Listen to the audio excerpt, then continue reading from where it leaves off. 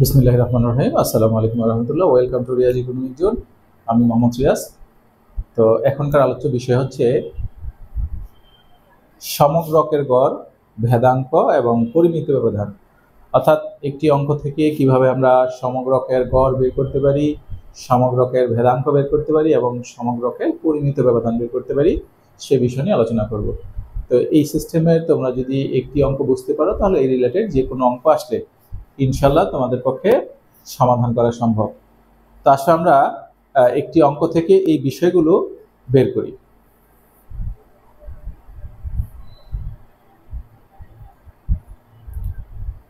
এই হলো আমাদের একটি অঙ্ক। তো দেখো এখানে একটি সমস্যা রয়েছে। 2, 4, 6, 8 তথ্য বিশ্ব হতে দুটি করে তথ্য পুনঃস্থাপন করে নেওয়া হলো। প্রথম প্রশ্ন হচ্ছে নমুনাগুলো বের করো এবং দ্বিতীয় প্রশ্ন হচ্ছে সমগ্রকের গড়, ভেদাঙ্ক ও পরিমিত ব্যবধান বের করো। তার মানে আমাদের এই অঙ্কটির মধ্যে সমগ্রকের গড়, ভেদাঙ্ক এবং পরিমিত ব্যবধান বের করতে বলা হয়েছে আর নমুনাগুলো বের করতে বলা হয়েছে। তো এখানে কিন্তু গড়ের নমুনায়ন বিন্যাসের গড়, গড়ের নমুনায়ন বিন্যাসের ভেদাঙ্ক, গড়ের নমুনায়ন বিন্যাসের পরিমিত ব্যবধান এগুলো কিন্তু বের করতে বলা হয়নি। তো যেগুলো বলা হয়নি আমরা সেগুলো বের করব না, যেগুলো বলা হয়েছে অবশ্যই আমরা সেগুলো বের করব। তো গত ক্লাসে একটি অঙ্ক ছিল, সেখানে নমুনাগুলো পুনঃস্থাপন না করে করা হয়েছিল। আর এই অঙ্কটির মধ্যে আমরা নমুনাগুলো পুনঃস্থাপন করে করব, অর্থাৎ পুনঃস্থাপন করে করলে কিভাবে আমরা উত্তরটি বের করি সেই বিষয়টি অবশ্যই তোমাদের সাথে শেয়ার করব। তো আসো আমরা অঙ্কটির সমাধানে চলে যাই।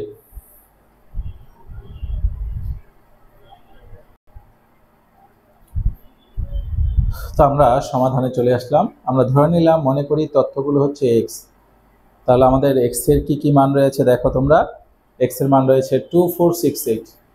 তো আমরা প্রথমে নমুনাগুলো নির্ণয় করব। যেহেতু এখানে নমুনাগুলো পুনঃস্থাপন করে করা হয়েছে, এই জন্য আমাদের এখানে মোট নমুনা বিন্দুর সংখ্যা বের করার সূত্র কি ছিল? ক্যাপিটাল এন তার উপর পাওয়ার হচ্ছে স্মল এন। অবশ্যই এই নমুনায়ন বিন্যাসের প্রথম ক্লাসের মধ্যে বিভিন্ন সূত্র এবং বিভিন্ন প্রতীকগুলো রয়েছে, তোমরা অবশ্যই প্রথম ক্লাসটি দেখে নেবে। এবার আমাদের এখানে এন এর মান, ক্যাপিটাল এন এর মান হচ্ছে 1, 2, 3, 4, এই 4। আর এখানে দুটি করে নমুনা নেওয়া হয়েছিল বা দুটি করে তথ্য নেওয়া হয়েছিল, এই জন্য স্মল এন এর মান হচ্ছে 2। তাহলে 4-এর উপরে যদি আমরা পাওয়ার 2 দিই, হ্যাঁ, 4 4 16, 16টি। তার মানে আমাদের এখানে 16টি নমুনা বের হবে। তার সহ এবার আমরা নমুনাগুলো বের করি। তো এই হলো আমাদের নমুনাগুলো। তো আমরা জানি যে যখন তথ্যগুলো পুনঃস্থাপন করে করা হয়, তখন যখন আমরা নমুনাগুলো বের করি তখন আমরা কোনো একটা সংখ্যা রিপ্লেস করি এবং আমরা ব্যাকওয়ার্ডে পিছন দিকে যাই এবং ফরওয়ার্ড আমরা সামনের দিকে যাই। প্রথম ক্লাসে আমাদের এরকম একটা নোট এবং একটি উদাহরণ ছিল। তো এখন নমুনাগুলো কীভাবে বের করবে দেখো। প্রথমে 2 সংখ্যাটি রয়েছে, এই সংখ্যাটি আবার রিপ্লেস হবে। তাহলে 2 2, 2 4, 2 6, 2 8, এই দেখো এই 4টি বের হলো। এবার আমরা 4 দিয়ে শুরু করব। 4 2, এই যে পিছনে আসলাম, 4 2। তারপরে 4 সংখ্যাটি আবার রিপ্লেস হবে, 4 4। তারপরে 4 6, 4 8, দেখো এই 4টি আসলো। এবার 6 2, 6 4, 6 6, 6 8, এই 4টি। 8 2, 8 4, 8 6 এবং 8 8, দেখো এই 4টি। তাহলে এখন এখানে আমাদের মোট 16টি নমুনা বের হয়েছে।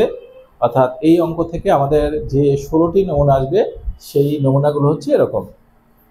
তো যেহেতু আমাদের শুধু নমুনাগুলো বের করতে বলা হয়েছে প্রথম প্রশ্নে, আমরা নমুনাগুলো বের করে ফেললাম। এবার আমরা দ্বিতীয় প্রশ্নের সমাধানে চলে যাই।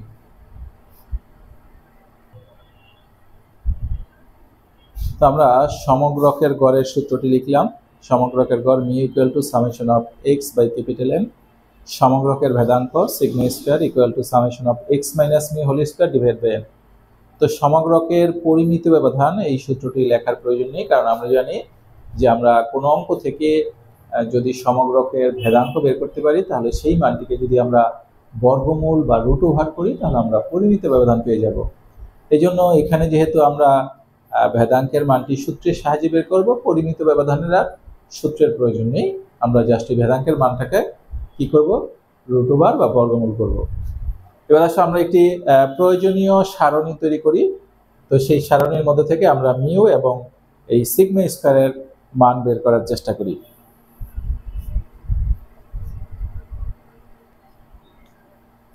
এই হলো আমাদের প্রয়োজনীয় সারণী। তো সারণীর ভিতরে আমরা এক্স এর মানগুলোকে নিয়ে আসলাম। তো এক্স এর মান হচ্ছে 2468। আমরা এখন যদি এই মানগুলোকে যোগ করি তাহলে সামেশন অফ এক্স সমান হচ্ছে 20।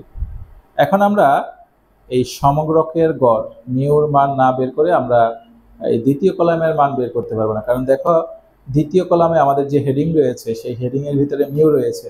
তো তোমরা যদি মিউর মান না বের করো তো অবশ্যই এই মান বের করা সম্ভব না। অনেক শিক্ষার্থী দেখা যায় যে এই মিউর মান না বের করে এই মানটি বের করার চেষ্টা করে, তাহলে সেটা কখনো সম্ভব হবে না।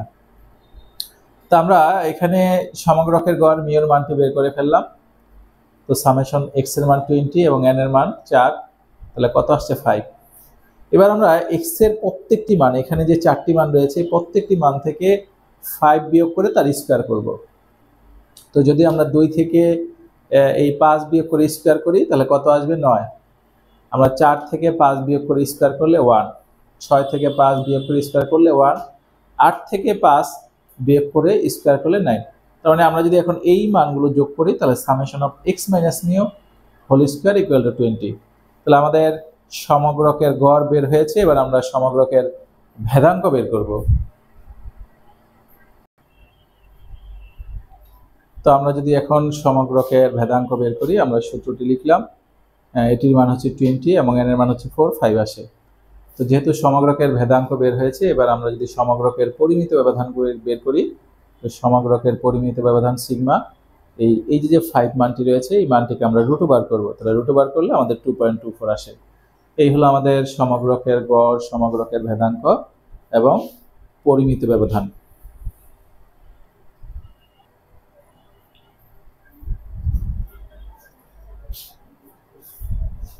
তো আশা করি তোমরা অঙ্কটি বুঝতে পেরেছো। যদি বোঝানোর সময় অজান্তে কিছু ভুল ত্রুটি হয়ে থাকে, আশা করি ভুল ত্রুটি ক্ষমা এবং সুন্দর দৃষ্টি দেখবে। তোমাদের যদি কোনো জায়গায় কোনো কনফিউশন থাকে, কোনো প্রশ্ন থাকে, অবশ্যই আমাকে জানাবে, আমি ইনশাল্লাহ সঠিক উত্তর দেওয়ার চেষ্টা করব। তো সবাই ভালো থাকো, সুস্থ থাকো, নিরাপদে থাকো, সবসময় প্রত্যাশা করি। আজকে এই পর্যন্তই। আল্লাহ হাফেজ।